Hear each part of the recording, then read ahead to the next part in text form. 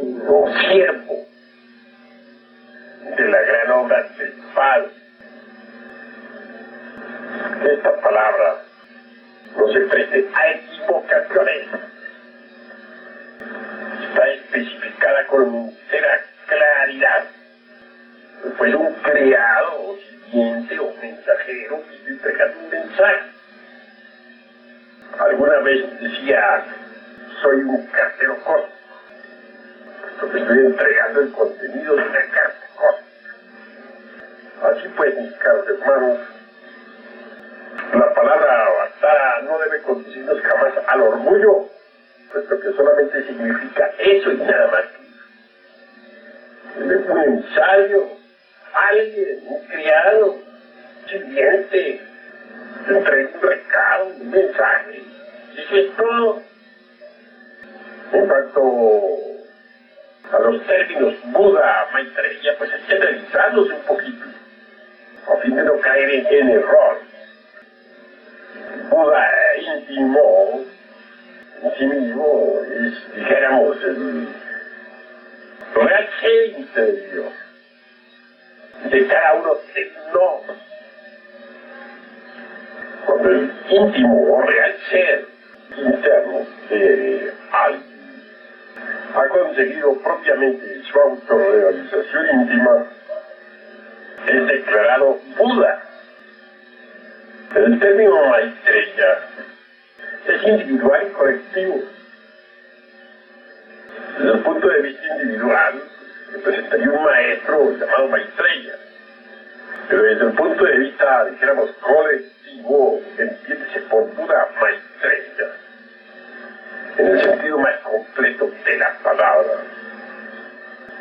Cualquier iniciado que haya logrado, dijéramos, cristificarse, y eso es todo. He dicho. Gracias, venerable maestro. Ahora, pasando pues a una derivación de la anterior pregunta, queremos preguntarle en qué consiste ese mensaje que usted ha venido a entregar a la humanidad. Se trata de un mensaje específico para la nueva era del Acuario. Es un mensaje completamente revolucionario, muy diferente a todo lo que se hubiera enseñado en siglos pasados, y sin embargo indispensable para la nueva edad que en estos momentos se inicia entre el augusto tronar del pensamiento. A diferencia de antiguos ciclos, dijéramos, zodiacales, este ciclo de Acuario nos lleva a muy profunda reflexión. Las escrituras de todos los tiempos nos han hablado de un gran cataclismo que se avecina. Y esto no lo ignoran quienes hayan estudiado a fondo la Biblia. El Génesis de Moisés cita al diluvio universal. El Apocalipsis de San Juan nos habla del agua ardiente, de fuego y azufre, que es la muerte segunda. Es decir, la Biblia se inicia con el agua y concluye con el fuego. El agua y el fuego se debaten mutuamente. La humanidad, pues, cuando no perece por el agua, perece por el fuego. Ya sabemos que la humanidad de los tiempos antiguos pereció por el agua. Una segunda catástrofe transalpiniana que envió totalmente la fisonomía de nuestro globo terrestre. La presente humanidad perecerá por el fuego y los terremotos. Así está escrito.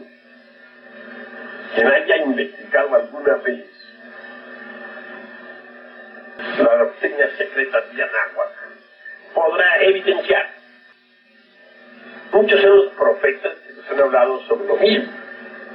Recordemos a Mahoma, recordemos el sermón profético de Yeshua ben Fatirá, Jesús de Nazaret, las profecías de los mayas, etcétera, etcétera, etcétera. No está lejos el cataclismo final.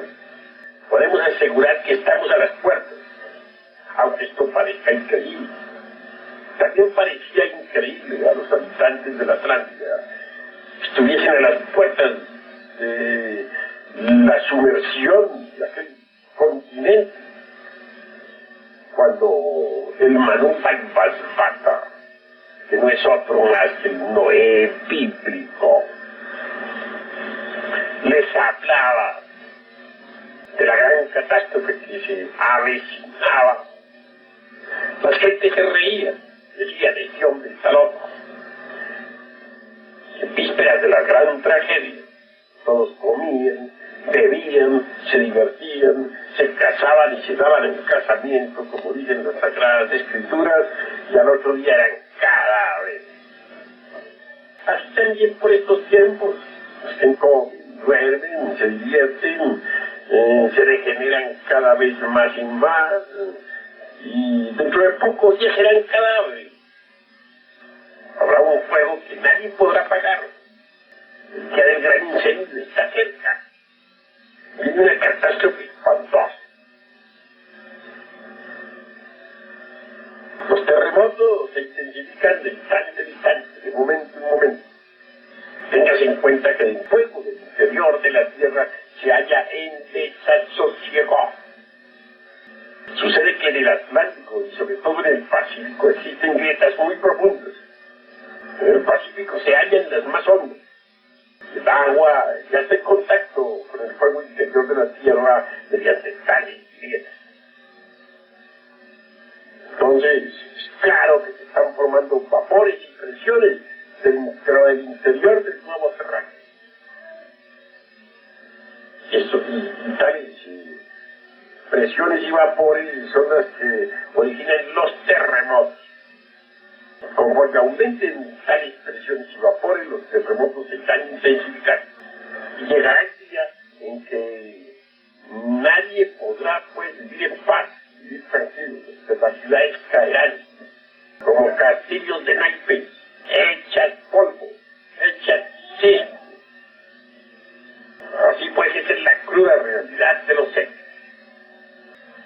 Así como en los días de Noé, que ya dije, es el mismo Manu Basbata, un pueblo selecto, es decir, un ejército de salvación mundial. Escuchó las enseñanzas de aquel Manu Avatara y que fue salvado de las aguas. Pudo abandonar al continente antes de que este se sumergiera definitivamente para entrar al corazón de Gracia. Así también, ahora se está formando un ejército. Y es obvio que sobre mí pesa la mayor responsabilidad. En su momento y en su hora y en su día indicado, habrá un nuevo éxodo. Este pueblo, este ejército de salvación mundial de la raza aria, estará formado por los electos, por los distinguidos, por aquellos que hayan querido escuchar el mensaje que estamos entregando a la humanidad. Y es obvio que tal pueblo, que tal ejército será salvado secretamente. Ese es exactamente el objetivo de mi labor. Esa es exactamente la misión que se nos ha encomendado. Escuchar el mensaje y vivirlo después lo más indicado para aquellos que quieran ser salvos. Venerable maestro, ese mensaje suyo, pues se dice que es un real cuerpo de doctrina. Es lógico que por ser una enseñanza tan completa, pues encierra en todas sus partes un cuerpo de doctrina. ese cuerpo de doctrina viene siendo el mismo de Moisés, el mismo de Jesús, o hay alguna diferencia? ¿Nos quiere explicar, maestro, en qué consiste ese cuerpo de doctrina? Los principios básicos de la gran sabiduría universal son siempre idénticos. Tanto el Buda como Hermes Trismegisto, Quetzalcóatl, Jesús de Nazaret, el gran Cabí, etc., entregaron un mensaje. Cada uno de ellos contiene en sí mismo los principios cósmicos, de tipo completamente impersonal y universal. El cuerpo de doctrina que estamos entregando ahora es revolucionario en el sentido más completo de la palabra, pero contiene los mismos principios que enseñara el Buda en secreto a sus discípulos, o aquellos que el gran Kabir entregara en secreto a los suyos. Es el mismo cuerpo de doctrina, solo que está presentado en forma revolucionaria y de acuerdo con la nueva edad que ya se avecina. Cuando digo así, nueva edad que ya se avecina, no me estoy refiriendo propiamente a la era del Acuario, que ya como empezó. Yo hablo de la nueva edad que ya se avecina, me refiero a la futura edad de oro. Es decir, el ejército de salvación mundial que estamos preparando ahora tiene que recibir las enseñanzas que se darán en la futura edad de oro. Esa futura edad de oro vendrá después del gran cataclismo. Y el mismo se sucederá en esta era del aguador, ya está comenzando. Así pues, quien recibe este tipo de enseñanzas se prepara de hecho, no solamente para la edad del aguador, sino también para la futura edad de oro. Este cuerpo de doctrina en sí mismo es claro, sencillo, concreto. Se fundamenta en los tres factores de la revolución de la conciencia: nacer, morir, sacrificarnos por la humanidad. Debidamente entendido, es claro que hay que nacer, es decir, llegar al nacimiento segundo. Morir, es necesario eliminar todo el ego que llevamos dentro, a fin de que la esencia, el espíritu quede en nosotros puro, perfecto, inmaculado. Sacrificarnos por la humanidad, eso es amor, en la práctica. Estar siempre dispuestos a dar hasta la última gota de sangre por nuestros semejantes. Así pues, el cuerpo de doctrina, repito, se fundamenta en los tres factores de la revolución de la conciencia. Hemos estado dando una serie de enseñanzas claras, precisas, debidamente ordenadas en forma didáctica y dialéctica para la nueva era. En principio, hemos enseñado el símbolo. Está constituido por obras tales como el matrimonio perfecto, la revolución de Bell, Rosa Ígnea, catecismo gnóstico, conciencia de Cristo, apuntes secretos de un gurú, más allá de la muerte, mirando el misterio, etcétera, etcétera, etcétera. Libros de enseñanza media o superior son precisamente aquellos que están condensados en los mensajes de Navidad de cada año. Y habrá una enseñanza de tipo muy superior, muy elevado, que se comenzará a dar dentro de unos cuantos años. Así pues, toda la enseñanza se divide en tres aspectos: kinder, media y superior. Esto corresponde a los 3 grados de la masonería oculta: aprendices, compañeros y maestros. También sabemos que existen adeptos aprendices, adeptos compañeros y adeptos adeptos. Son siempre 3 grados fundamentales. Los misterios los han tenido y nosotros también los tenemos en la forma de impartir la enseñanza. En nuestros estudios, en nuestra organización, tenemos cámaras para principiantes, es decir, primera cámara, tenemos una segunda cámara y tenemos una tercera, como quien dice, aprendices, compañeros y maestros. Esto en forma simbólica, porque claro que no quiero decir con esto que los hermanos que están en tercera cámara sean todos maestros o algo por el estilo, no. Pero en forma simbólica está organizado todo de acuerdo con ese orden. Si puede ser, mis queridos hermanos, la enseñanza que estamos dando se desarrolla en forma completa, correcta, a fin de que todos puedan asimilar. El objetivo, pues, es que los hermanos, nuestros discípulos, nuestros estudiantes, aquellos que están hollando la senda que conduce a la liberación final, quienes están formando el ejército de salvación mundial, hagan, no solamente estudien nuestros libros, no, eso no es suficiente, se necesita algo más, se necesita que mediten en ellos, que comprendan cada palabra, que cada frase. Y por último, es necesario que experimenten, que vivan, que puedan autorrealizarse mediante el cuerpo de doctrina. Y a esto va precisamente el cuerpo de doctrina, a servir de instrumento, a servir de indicación para la autorrealización. Venerable maestro, usted nos hablaba ahora de que nos dio a entender de que a usted le toca hacer el mismo papel de Noé.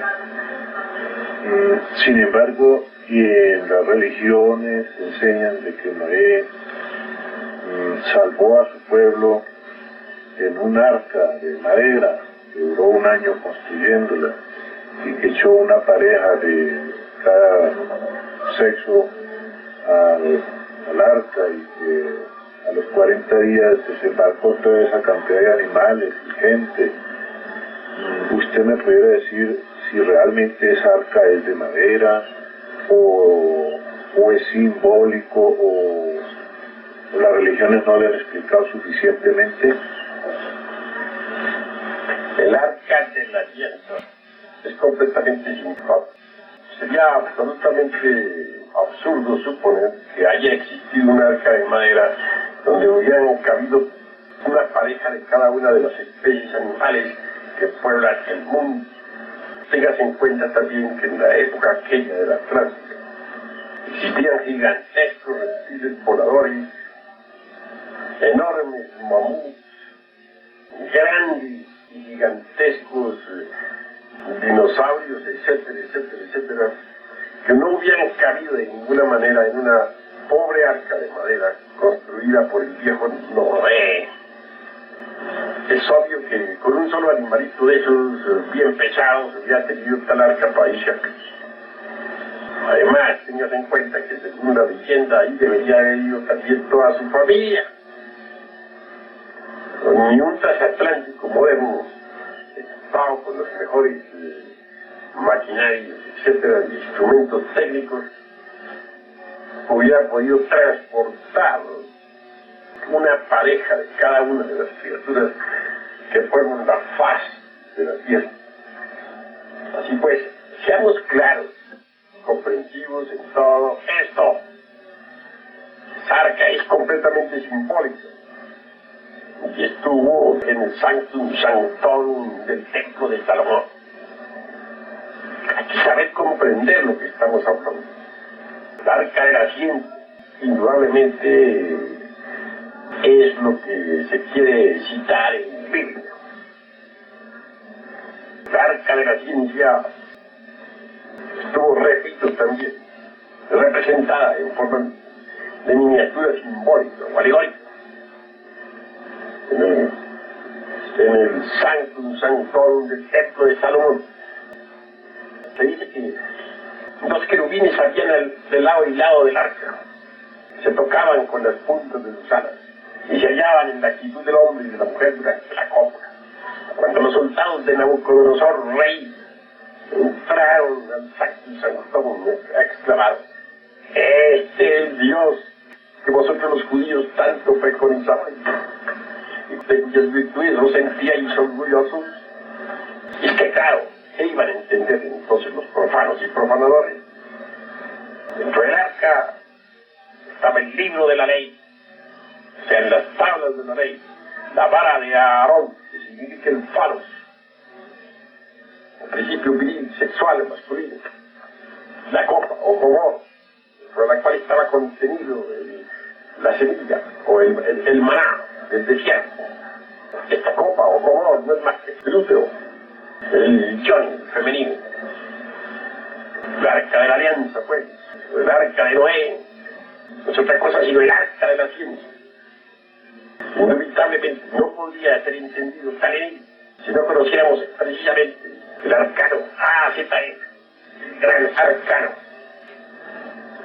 Obviamente, el mismo citado arcano solo puede entenderlo quien haya estudiado alguna vez tantrismo budista tibetano, la sexo yoga, con todos los misterios del Lingam Yoni.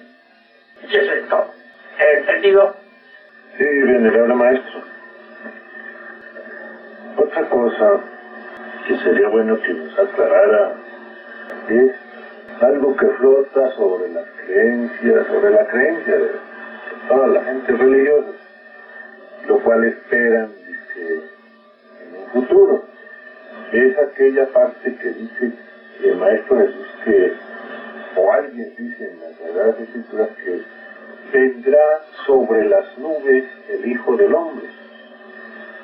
Mucha gente cree que Él viene volando y que aterriza en alguna parte y dice yo soy el Cristo y que se va llevando al que Él quiere y va dejando a los que no le gusta.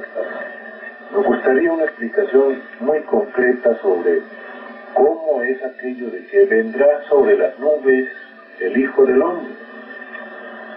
No, hay que entenderlo desde el punto de vista esotérico, concreto, claro y definitivo. Ya se sabe que en el esoterismo las nubes representan precisamente el misterio. La cortina que estuvo siempre delante del sanctuario, para cubrir aquella arca de la que se dice que Noé se salvó con toda su familia. Es claro, y el gran arcano trabaja en la gran obra, es salvado secretamente de estos cataclismos, como se salvó el pueblo selecto de la antigua Atlántida antes de los sumerios. Punto. Aparte. Así pues, el Hijo del Hombre venga detrás de las cortinas del esoterismo, pues verdad. Y en verdad os digo, queridos hermanos, que el Hijo del Hombre se acerca. No es el Hijo del Hombre algo como creen muchos, exclusivamente nuestro venerable gran maestro Yeshua Ben Pandirá. Es una forma de antropomorfizar o dogmatizar lo que no se debe antropomorfizar, es decir, la enseñanza esotérica. Para saber uno qué cosa es el Hijo del Hombre, se necesita saber Cábala hebraica. Si abrimos nosotros la Cábala hebraica, Zohar, debemos buscar de inmediato el árbol de la vida. Uno, por medio de ese esquema, el árbol de la vida, puede orientarse y saber qué cosa es el Hijo del Hombre. En el árbol de la vida vemos 10 sefirot. Kete, del anciano de los días, está en el más alto. Después aparece Chomaj, o sea, el segundo logos, el Cristo o Vishnu. Después Binah, el Espíritu Santo, tercer logos, el Señor Shiva. Después hay un abismo. Y después de ese abismo aparece Chesed. Chesed no es otra cosa sino el íntimo. Atma del inefable, hablando en lenguaje rigurosamente sánscrito. A continuación sigue el alma espiritual, que es femenina, el Buddhi, el Geura, el Tigor, la letra.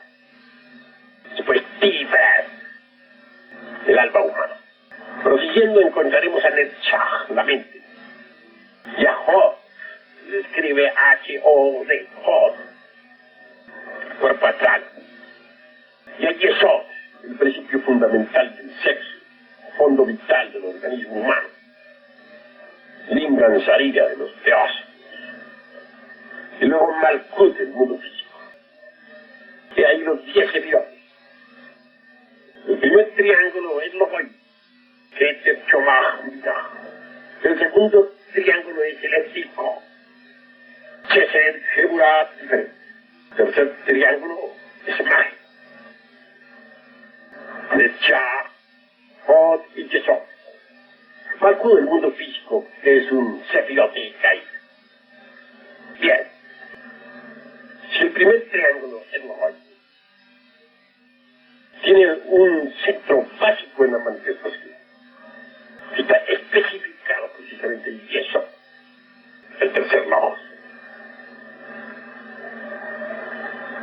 En cuanto al segundo Logos, tiene su viva representación o centro de realización en el segundo triángulo, que es precisamente Tiferet, el alma humana, el hijo del hombre.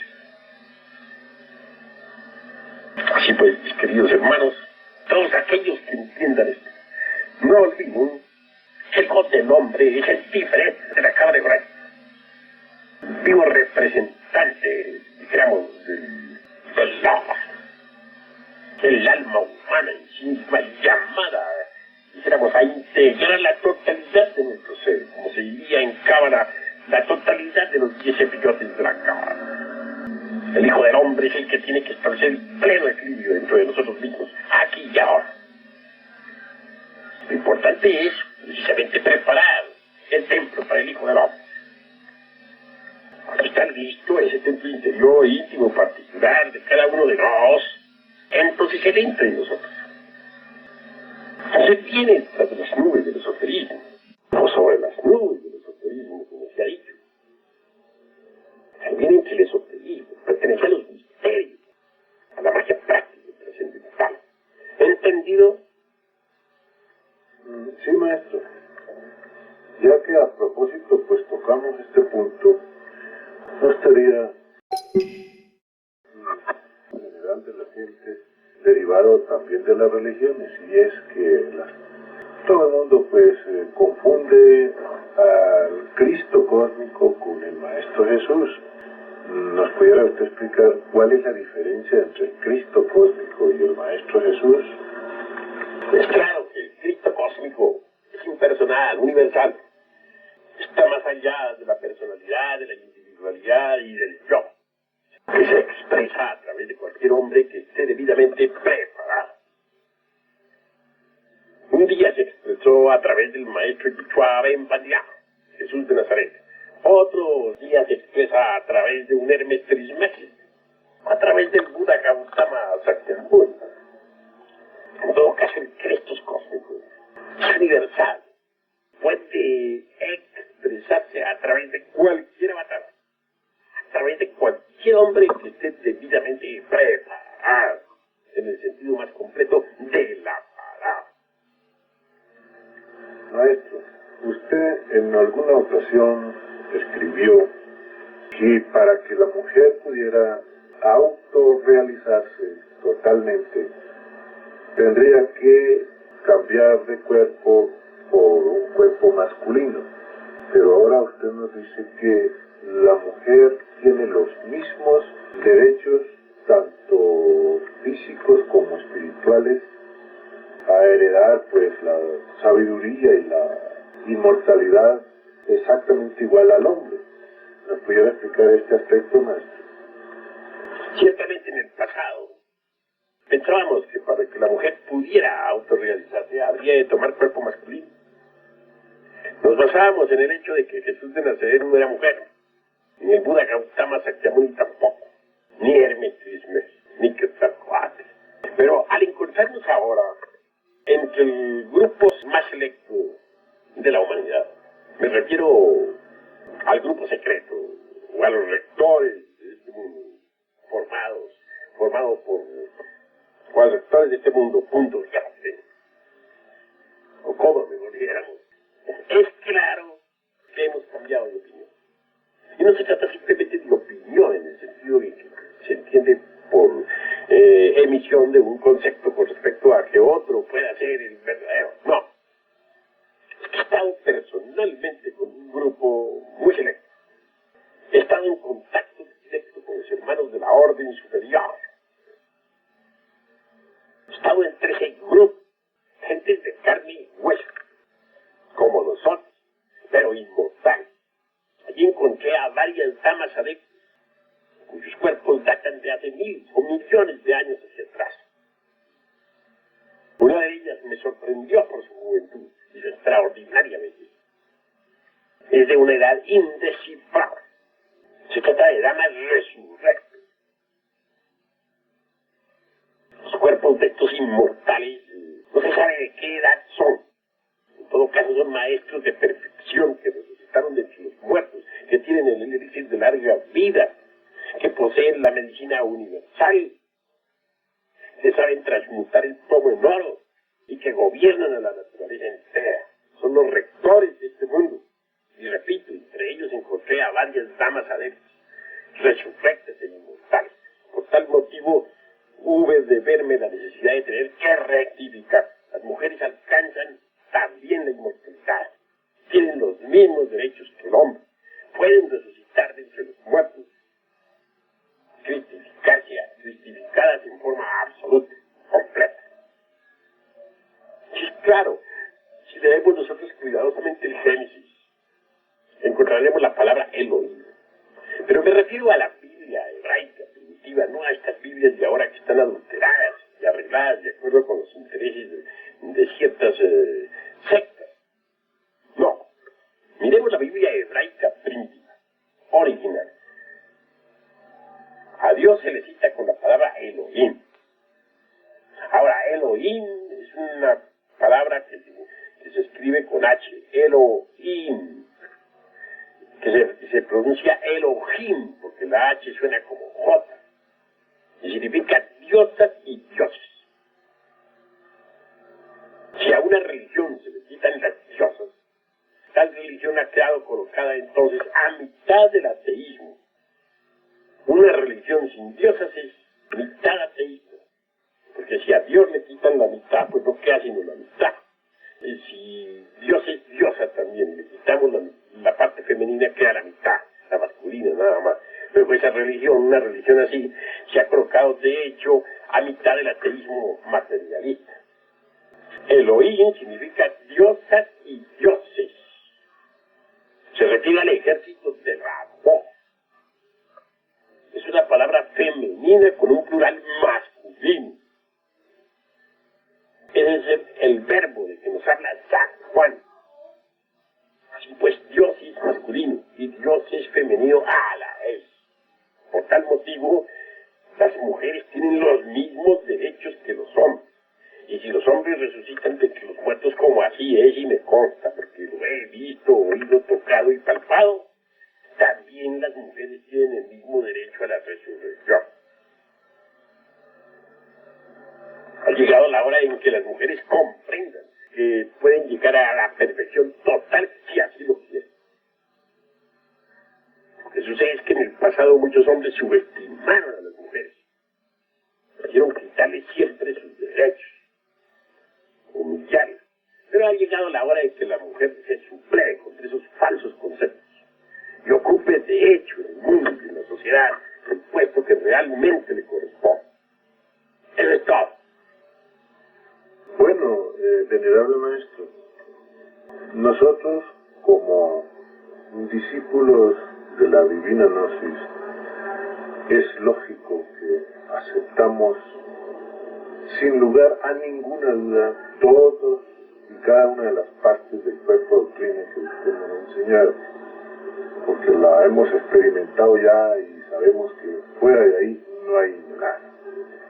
Pero las gentes de afuera, gente religiosas y no religiosas, y todos aquellos inquietos que buscan algo fuera de sus creencias y que tienen dudas y demás, pues les es un poco difícil aceptar esto así de primera vez. Yo le pregunto, maestro, ¿usted en qué se basa y qué razones o motivos tiene para asegurar estas cosas que dice? ¿Y por qué la humanidad tiene que creerle a usted precisamente lo que usted enseña? Bueno, con el mayor gusto haré respuesta a todo eso. Lo que estoy diciendo se basa en la experiencia directa. Este cuerpo de doctrina no es puramente teórico. Se trata de algo práctico, de algo que cualquiera puede vivenciar por sí mismo, que cualquiera puede verificar en forma precisa. Es claro que se quiera llegar a experimentar esto que nosotros estamos diciendo, pues debe ante todo despertar conciencia. Muchos podrían objetarme diciendo que están despiertos. Eso es lo grave. Porque cuando uno cree que está despierto, no se esfuerza en despertar. Aunque ustedes no lo crean, alrededor de nosotros se siguen sucediendo los mismos fenómenos mágicos de los tiempos antiguos. Quien haya leído Las 1001 noches no podrá dejar de comprenderlo. Tal libro aparentemente fantástico, pero en el fondo tremendamente verdadero, se habla de fenómenos mágicos que existieron en la Lemuria, en la Atlántida, en las épocas hiperbóreas y polares. Generalmente las gentes se inclinan a creer que esos fenómenos mágicos pertenecen a un pasado remoto, pero que ahora nada de eso existe. Es lógico que los ignorantes ilustrados y las gentes de todo tipo en general duermen profundamente, pero ignorantes duermen. Si estuvieran esas gentes despiertadas, podrían ver los fenómenos mágicos de la antigüedad. Estos existen ahora y son de tipo físico y psíquico a la vez. Si alguien pudiera despertar, se daría cuenta de que tales fenómenos son de lo más natural, que se están procesando de instante en instante a nuestro alrededor, aquí mismo en este mundo físico, material. Es obvio, si alguien llegara a sorprender tales fenómenos, a verlos, y no estuviera debidamente preparado, podría hasta perder la vida, porque ciertas fuerzas elementales de la naturaleza cuidan de tales cosas. Sin embargo, si hace necesario despertar,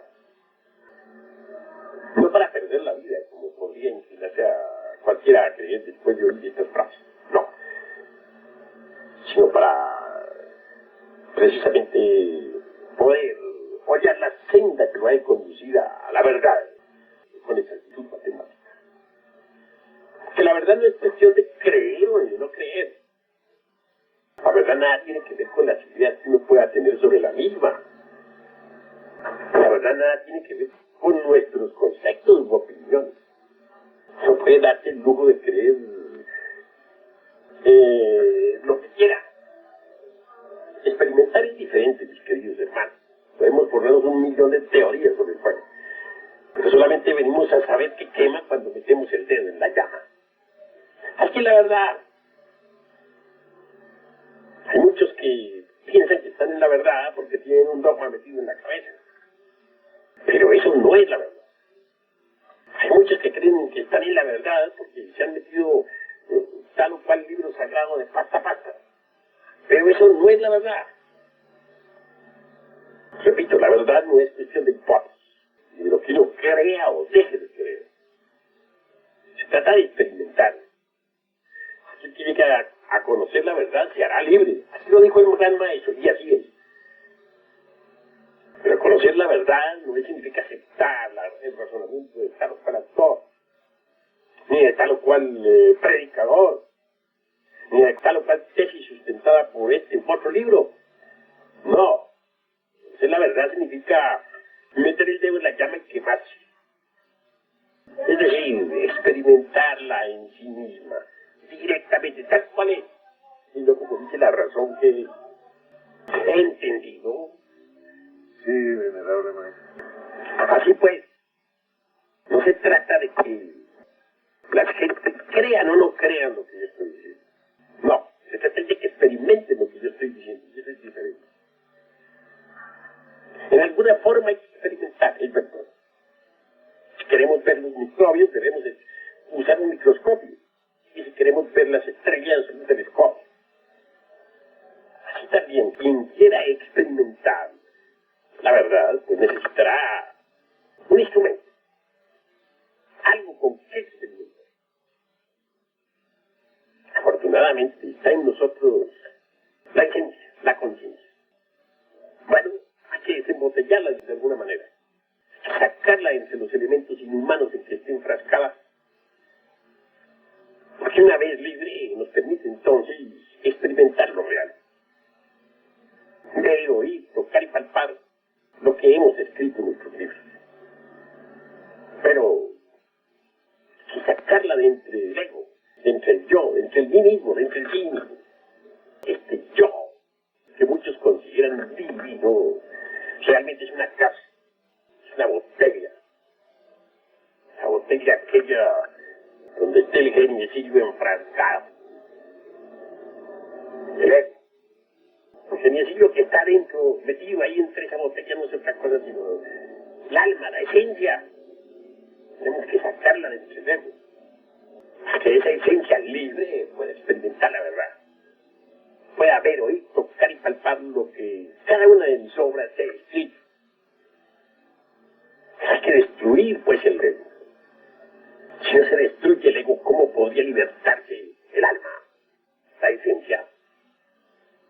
Desintegrar el ego. A muchos les parecerá molestoso esto. Más aún, quienes adoran al ego no tienen ganas de desintegrarlo, ¿verdad?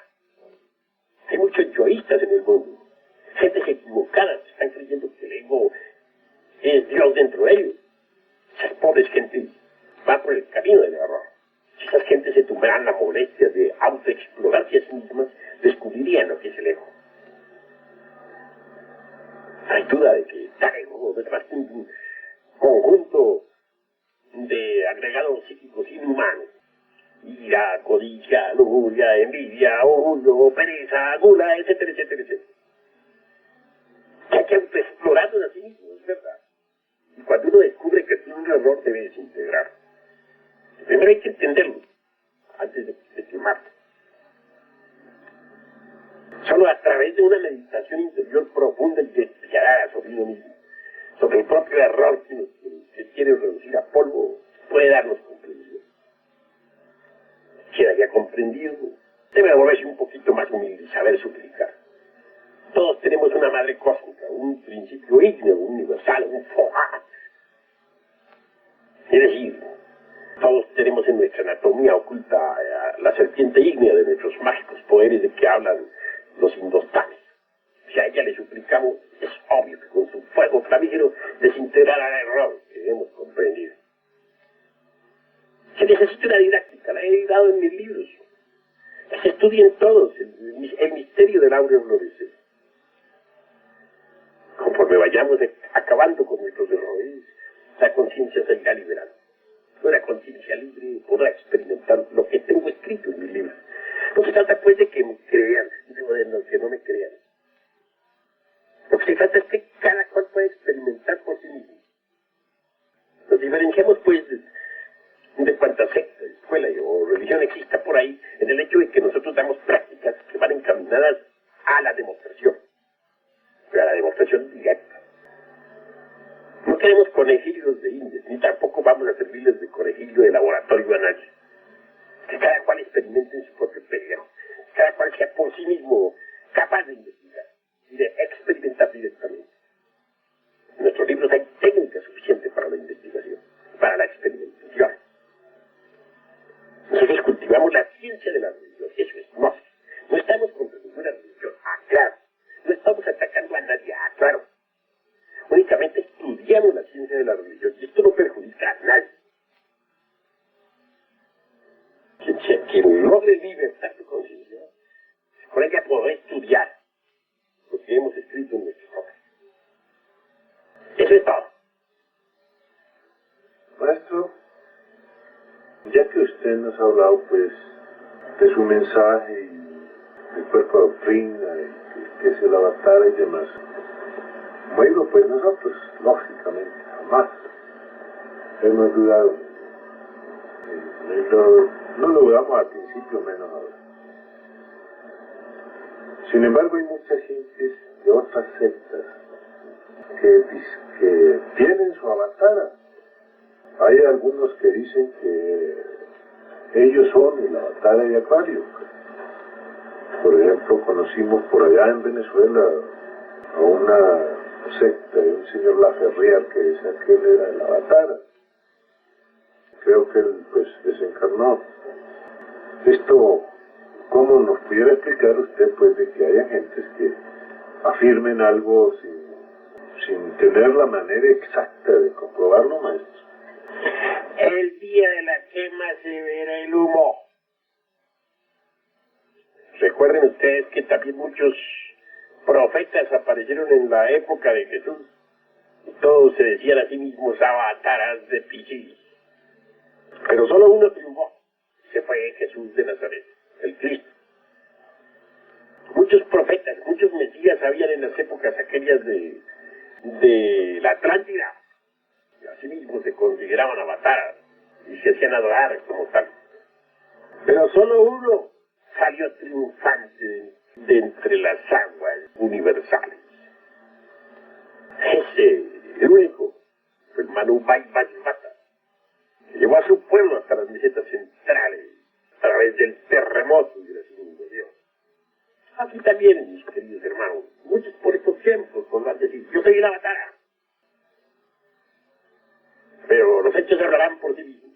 Se sabrá quién es el avatar.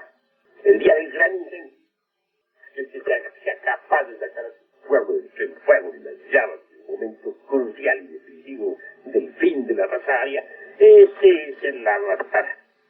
Los hechos hablarán, repito. Serán los hechos. El árbol se conoce por sus frutos. Tales frutos, tal árbol. En todo caso, aquí estamos entregando el mensaje. Soy el avatar, aunque no lo crean, muchos. Y que se prepare nuestro gran ejército. Eso es todo. Por eso digo tal.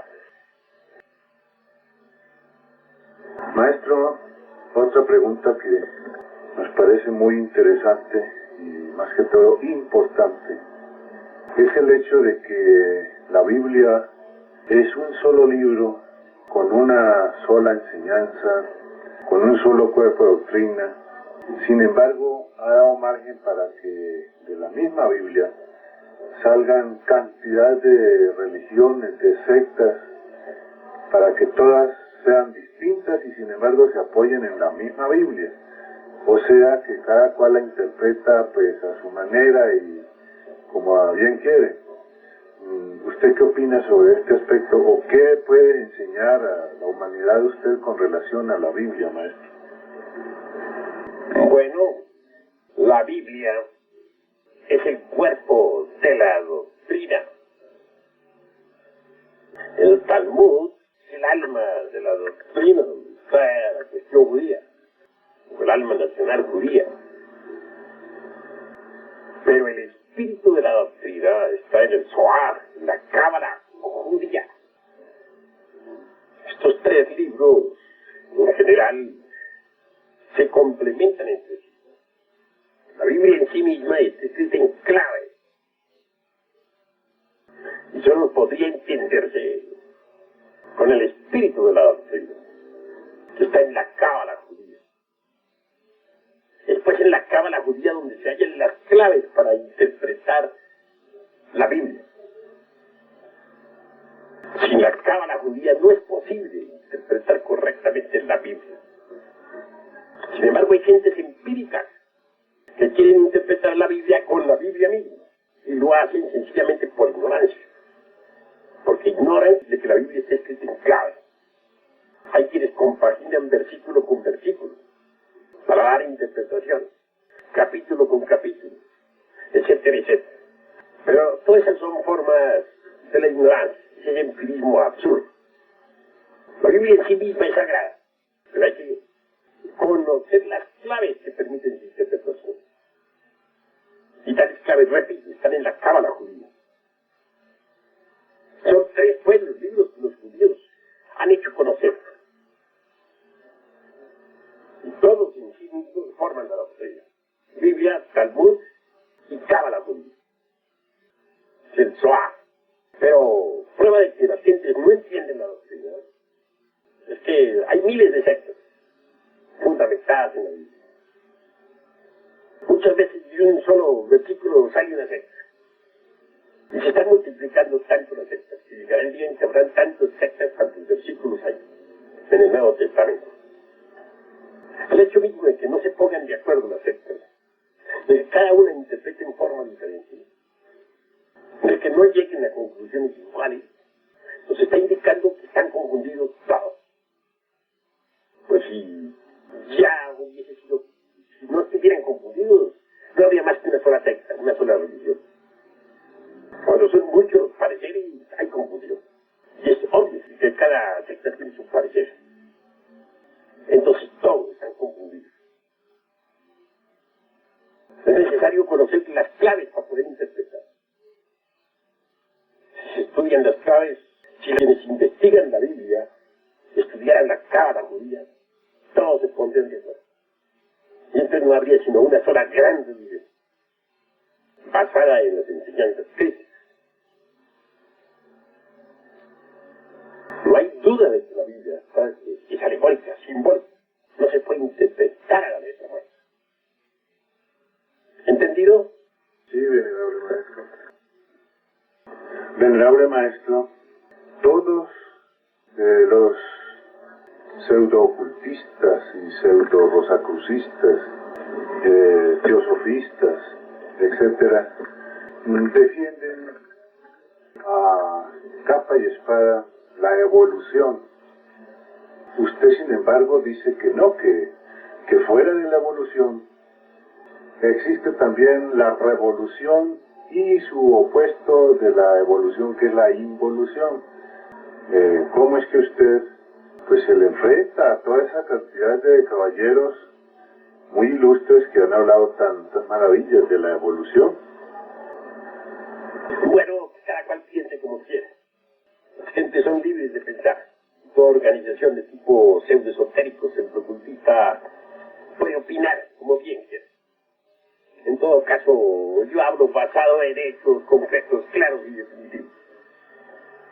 La evolución y su hermana gemela, la involución, son dos leyes que trabajan en forma armoniosa y coordinada en toda la naturaleza.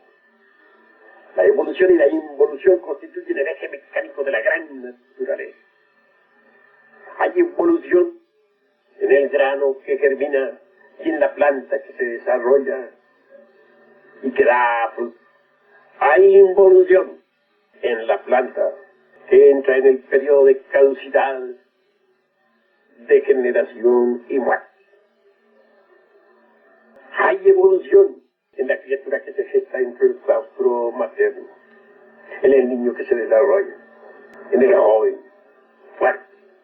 Existe involución en el anciano decrépito, que se precipita después en brazos de la muerte. Hay evolución en todo planeta que surge a la vida, en toda nueva unidad cósmica, en todo sol. Hay involución en todo mundo que se degenera y muere hasta... Maestro, antes de terminar esta grabación, no queremos nosotros de ninguna manera desaprovechar el momento para hacerle una pregunta que cierto hemos tenido pues cierta inquietud. Carlos Marx negó de cierta manera con su dialéctica y su doctrina materialista, negó la existencia de Dios, la existencia de espíritu, la existencia de alma, y que cuando el hombre muere pues se acabó y no apareció por ninguna parte. Sin embargo, los físicos están demostrando a través del arte de la fotografía que ya han fotografiado pues el aura de una persona, han fotografiado inclusive egos o lo que llaman almas andando por ahí y están penetrando dentro del mundo ultrafísico. ¿Usted qué explicación nos puede dar sobre este aspecto, maestro? Bueno, Carlos Marx era judío. Como quiera que amaba su religión en extremo, hasta el fanatismo. Se consideraba viejo del pueblo elegido por Dios, según él, entre paredes, inventó un arma para destruir todas las religiones del mundo mediante el escepticismo. Esa arma fue la dialéctica materialista. Para hacer ese platillo se apartó. Le quitó a la dialéctica de Hegel sus principios metafísicos y así pudo elaborar su sofisma, o mejor dijéramos, toda esa serie de sofismas que constituyen su dialéctica materialista. Obviamente, por ella ha destruido muchas sectas. Sin embargo, tan solo está en el principio. El objetivo de Carlos Marx va más lejos. Es acabar con toda la religión. Los principios de esta tesis que estoy exponiendo pueden leerlos ustedes en una obra que titula Los protocolos de los sabios de Sion. Allí exclaman los secuaces de la religión: no importa que nos toque llenar el mundo de materialismo y de repugnante ateísmo. El día en que nosotros triunfemos, enseñaremos la religión de Moisés debidamente codificada y en forma dialéctica, y no permitiremos en el mundo ninguna otra religión.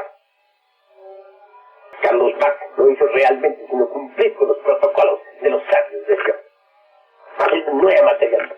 El primer enemigo del materialismo dialéctico fue Carlos Marx. Todavía recordamos la primera internacional, cuando poniéndose de pie ante los trabajadores dijo: señores, yo no soy marxista. Asombrados todos le dijeron: pero ¿cómo es posible? Si usted es nuestro maestro, ¿cómo no va a ser marxista? Y por 3 veces respondió: no soy marxista, no soy marxista. Debido a esto, vino la división de los líderes trabajadores. Entonces nació el mencheviquismo, bolcheviquismo, anarquismo, anarcosindicalismo, etcétera, etcétera, etcétera. Es decir, se dividieron en múltiples sectas políticas. Cuando Carlos Marx murió, se le rindieron honras fúnebres religiosas de gran valor. Porque este hombre jamás fue materialista. Fue un cura o un sacerdote, para ser más claro, de tipo judío. No estoy atacando la religión judía ni a los judíos, que no se nos confunda, porque nosotros no somos secuaces de Hitler para atacar a los semitas. Únicamente estoy aclarando cuestiones religiosas. Ellos tienen la idea de que la religión judía es la única, y que está llamada a imponerse mundialmente, que toda otra religión resulta innecesaria. Allá ellos, cada cual es libre de pensar como quiera. Lo que sí no está bien es que se hubiese inventado una marcha para combatir a las otras religiones. Muy curioso resulta que en la URSS todas las religiones se han perseguido, menos una, la judía, que se trabaja libremente. Dentro de la sinagoga se reúnen los devotos de la religión de Moisés para estudiar el Zohar, el Talmud, la Biblia, etcétera, etcétera. Más fuera de sus religiones, ellos mismos, siendo vivos y sinceros, le hacen tragar al pueblo dialéctico materialista. Porque dicen, los gentiles no tienen derecho a tener ninguna religión. Son bestias de carga que Dios ha puesto para nuestro servicio. Así pues, no quiero con esto, repito, atacar a los judíos. En cuestión de religiones hay muchos fanatismos, y un fanatismo más o un fanatismo religioso menos, eso es muy común en el mundo. Estoy únicamente aclarando cuestiones religiosas. Tampoco estoy diciendo que los judíos sean perversos, ni nada por el estilo. Hay millones de hombres y mujeres que trabajan, que se ganan la vida con el sudor de su frente. Niños, ancianos que merecen nuestra consideración. Jamás seríamos nosotros consejeros, émulos de Hitler. Nunca caeríamos en el error hitleriano de perseguir a los pacos. Pero hay líderes fanáticos en el campo religioso. Y de eso no tiene la culpa el pueblo judío. Carlos Marx fue un sacerdote, es verdad.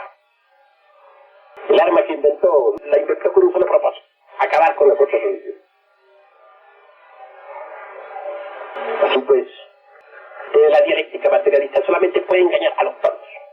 los ingenuos, que de verdad no conozcan la ciencia de la religión, que la gnosis. Eso es todo. La ciencia de la religión va muy lejos. Tenemos métodos y sistemas de investigación que nos permiten comprobar por sí los grandes misterios de la vida y de la muerte. Muchos experimentos se han hecho en el campo de la metafísica. Se han tomado fotografías, por ejemplo, de fantasmas. Hay miles de documentos sobre cuestiones psíquicas. En la Sociedad, por ejemplo, de Investigaciones Psíquicas del Hombre, existen multitud de documentos. Se prueban sobre los acontecimientos metafísicos, sobre las realidades que están más allá del mundo tridimensional de Euclides.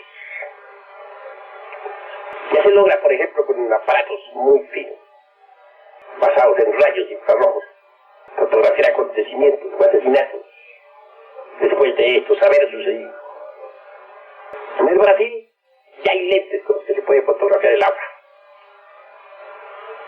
Tales lentes con un poquito de mayor perfección podrán fotografiar, pues, a las criaturas que viven en el mundo oculto sensible. También podrán fotografiar sus cuerpos astrales, mentales, etc. La óptica está perforando, de hecho, la cuarta coordenada. Aparatos acústicos maravillosos irán asombrando al mundo cada día más. Y llegará el día en que se podrán inventar lentes y aparatos acústicos lo suficientemente fuertes como para permitir comunicar a los vivos con los muertos. Entonces las gentes que viven en el ultra, que viven en la cuarta, en la quinta, en la sexta dimensión, podrán mediante lentes especiales ser visibles y tangibles aquí en el mundo. Sus voces podrán ser escuchadas por los gentes del mundo tridimensional, del mundo físico. Cuando eso sea, cuando avance un poquito más la óptica, la acústica, será fácil establecer una intercomunicación entre los mundos. Los vivos y los muertos podrán platicar entre sí. Y esto no demora mucho, porque ya se está perforando la cuarta dimensión con lentes muy especiales. También se está perfeccionando la acústica. Y si un día es cierto, se podrá escuchar perfectamente el sonido de los micrófonos y descubrir hasta su modo de comunicación entre ellos. También es cierto que se podrá escuchar los sonidos del ultra y las voces que tienen de los desencarnados. Por último, se podrán perfectamente juntar lentes ultrasensibles y aparatos especiales de audición, también hipersensibles para platicar con las gentes de otros mundos. Esa es la cruda realidad de los hechos. Entonces se verá que el universo todo está formado por distintas dimensiones naturales que se compenetran mutuamente sin confundir. El mundo tridimensional de Euclides no es todo. Más allá de este mundo tridimensional de Euclides existe la cuarta coordenada, que es el tiempo. Y mucho más allá de esta cuarta coordenada hay una quinta coordenada, formada por el mundo molecular. Y una sexta formada por algo que está más allá, dijéramos, del mundo del tiempo y de la eternidad. Y por último, la dimensión cero desconocida. Así pues, el mundo tridimensional de Euclides ya lo conocemos, largo, ancho y alto. La cuarta vertical es el tiempo. La quinta, la eternidad. La sexta está más allá de la eternidad y del tiempo, y la séptima es la dimensión cero desconocida, que es la del espíritu puro. Que se puede inventar lentes finos capaces de percibir la vida en otras dimensiones de la naturaleza, no es. Mucho se ha descubierto ya con el mesón acá. Este se comporta fuera de la ley del apareamiento. Se ve perfectamente que está, dijéramos, interferido por leyes de un universo paralelo. Y es cierto, la existencia de los universos paralelos está demostrada. En la cuarta vertical está el universo paralelo de la Hay un universo paralelo acá. Y en la quinta otro, y en la sexta otro, y en la séptima otro, etcétera, etcétera, etcétera. Estamos entrando en un terreno de experimentos científicos trascendentales. La óptica avanza, la acústica avanza, y la comunicación entre gentes de distintas dimensiones será un hecho concreto dentro de muy poco tiempo. Entonces quedará desenmascarado públicamente Carlos Marx, y los fanáticos ignorantes de la religión del Dios material quedarán avergonzados ante el veredicto solemne de la conciencia pública. Todavía nos acordamos de aquellas palabras escritas por Carlos Marx en una revista de París durante su tiempo. Palabras tales en donde se demuestra y declara completamente místico y además religioso. Pues entre países era un gran rabino religioso. Dice textualmente: mediante el triunfo del proletariado mundial crearemos la República Socialista Soviética Universal con capital en Jerusalén y nos adueñaremos de todas las riquezas de las naciones para que se cumplan las profecías de nuestros santos profetas del Talmud.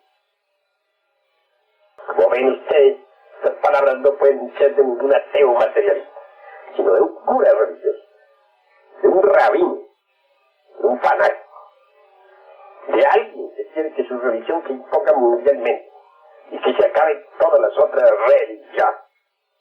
Así pues, es el que se deje engañar con la farsa de la dialéctica materialista, farsa en la cual jamás creyó su autor, que fue Carlos Marx.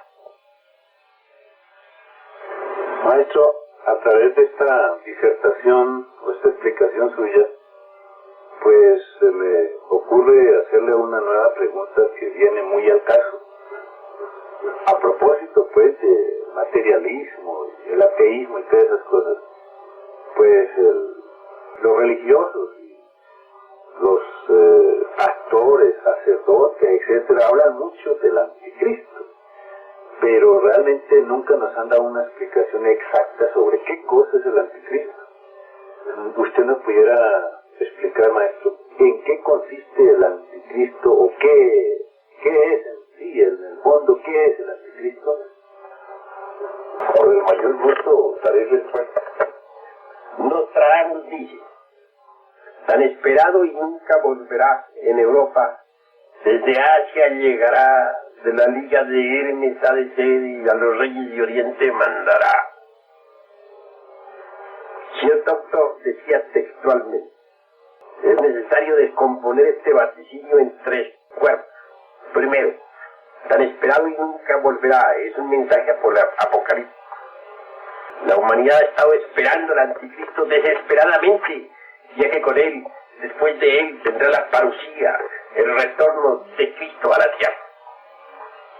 Ese mismo autor continúa diciendo: ya signifiquen estas palabras que las fuerzas del mal desaparecerán y se abrirá para la humanidad una nueva era sin la presencia maligna. Además, este verso está curiosamente calcado del capítulo 17-18 del Apocalipsis, donde dice: y la bestia que veo era y no es. Continúa el autor diciendo: de la liga de Hermes ha de ser. Si el anticristo es encarnación satánica, debe ser hombre de inmenso poder, ya que del Apocalipsis se desprende que se divinizará, es decir, que llegará a tener poderes casi divinos. Pues, aunque tenga en sus manos las posibilidades de Satanás, el anticristo será un hombre con todas sus limitaciones. ¿Qué se sabe de él? Que ha nacido y que vendrá con su inmenso poder a asumir el papel destructor máximo. El papel de destructor máximo. ¿Dónde ha nacido? En Asia, probablemente en Asia Central. ¿Qué hará hasta los 18 años en que inicie su vida pública? Nostradamus nos lo dice: estará en un centro hermético perfeccionando su poder innato. Hermetismo, dice Nostradamus, liga del gran Hermes. Se trata aquí de Hermes Trismegisto, del Hermes de los misterios egipcios, creador, según la tradición, de la ciencia secreta. Las teorías esotéricas consideran que Hermes Trismegisto fue el ser humano que se acercó más a la divinidad y solo fue superado por Cristo, que logró el paso total, porque si bien era hombre, era persona divina. Fuera de Hermes es lógicamente espiritual, lo que no sería compatible con la obra del Anticristo. Pero si Nostradamus asegura que el Anticristo nacerá de la liga del gran Hermes, o sea, de los grandes herméticos, debía tener una razón poderosa para decirlo. Continúa el autor del citado párrafo siguiente. En efecto, cada mago trata de intentar la prueba máxima, la del acercamiento absoluto de Dios. Lógicamente todos fracasan, pero algunos logran resultados sorprendentes. Si el hermetismo es de carácter espiritual y la negación del espíritu reside en el Anticristo, ¿cómo se puede entender la idea de Nostradamus? Los investigadores franceses Saint-Yves y otros nos dicen en sus respectivos trabajos que después de un cataclismo que barrió con una civilización atlántida muy avanzada, donde existía para los iniciados supremos el secreto de la inmortalidad, los detentores del conocimiento se instalaron en un inmenso sistema de cavernas bajo el Himalaya, y desde allí estos hijos de la inteligencia de fuera se dividieron y tomaron sendas opuestas. Los espiritualistas dirigen hoy al mundo desde un punto llamado Agartha o Agarthi, mientras que los satanistas lo hacen desde otro llamado Chapra. Los primeros habrían creado espiritualmente a grandes iniciados, como por ejemplo Mahatma Gandhi, y los segundos dirigen los elementos y las masas humanas en el culto de la violencia y del poder. Se ha estado hablando en diversas épocas de los últimos 30 años de los superiores desconocidos, que serían los rectores en sus dos frentes de todo lo sublime y de todo lo perverso que le haya ocurrido a la humanidad. De Asia aparecerá en Europa y reinará sobre todos los reyes del Oriente. Debe entenderse en forma invertida, o sea que dominará primero en el Oriente, donde ha nacido antes de emprender su guerra contra el Occidente, es decir, entre sus 18 y sus 32 años, más o menos.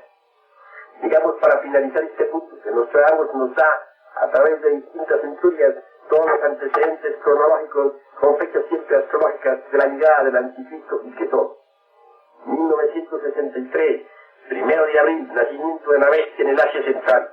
1972, inicia su acción bélica Arabia. 1981, inicia su vida pública la bestia. 1996, la bestia invade el mundo.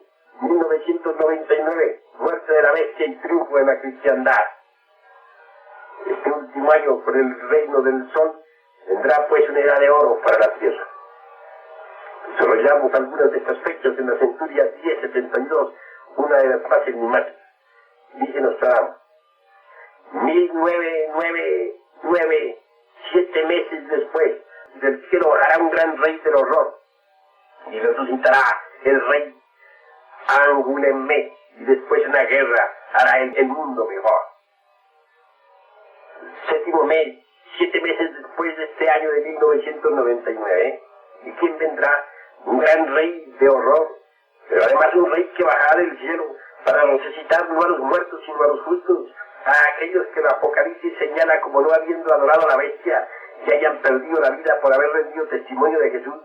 Y como ya lo vimos, el rey Enrique el Grande es para Nostradamus símbolo de la mejor actitud cristiana de todos los tiempos. Este gran rey podría ser Cristo, a quien Nostradamus no se atreve a nombrar. Es la clave de la fecha y se pueden hacer estas deducciones. Así, mis queridos hermanos, el autor de estos párrafos continúa haciendo los más diversos comentarios sobre los tiempos del fin y sobre el Anticristo. Permítanos ahora a nosotros conservar. Obviamente, hemos de acudir para aclarar esta cuestión a los libros sagrados. En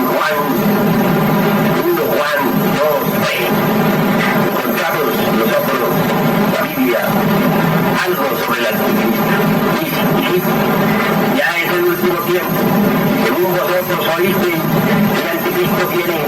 y ahora han surgido muchos anticristos.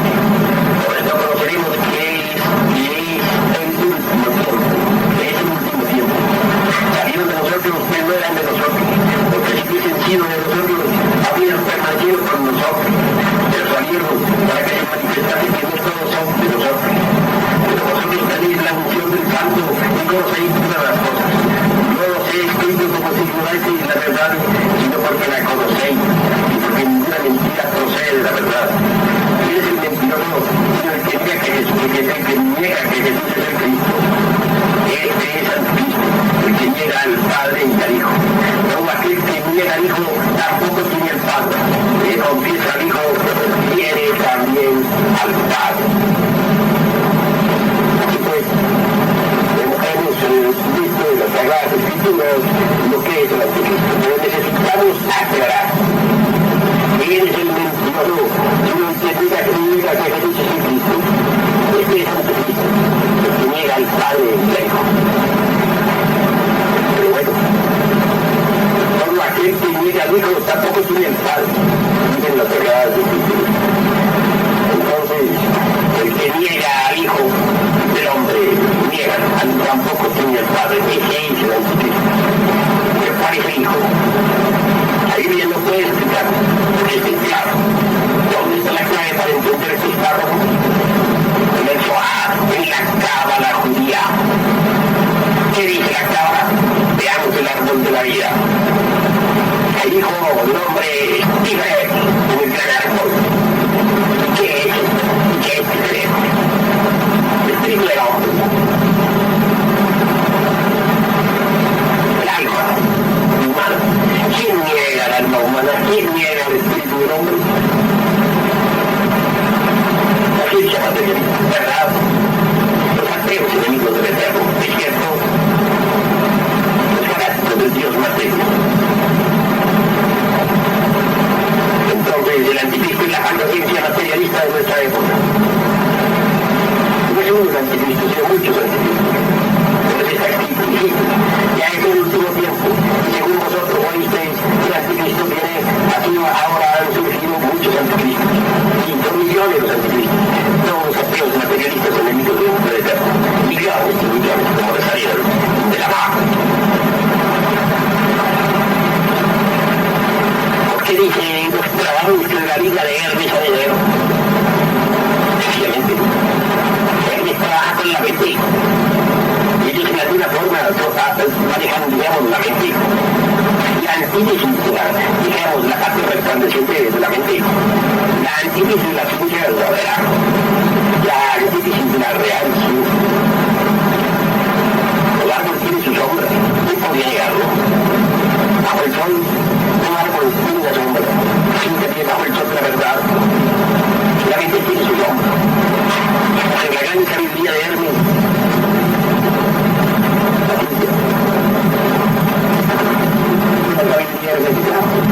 la ciencia materialista, el científico ateo de esta época. Ese es el Anticristo. Ese es el falso profeta, junto con la gran peste y con la gran manera, con la bestialidad humana.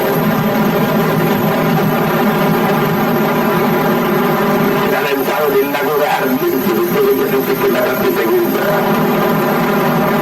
Empieza a bordo, es el Anticristo. El falso profeta que se milagro de pueblo de la noche, no matar todos, pero el cohete peregrinos que llegan a la letra, maravillas de la física de ustedes, en la física, en la química, etc. Muchos ya la rodean ante la Anticristo, pero nosotros no lógicos, jamás caemos ante el falso profeta.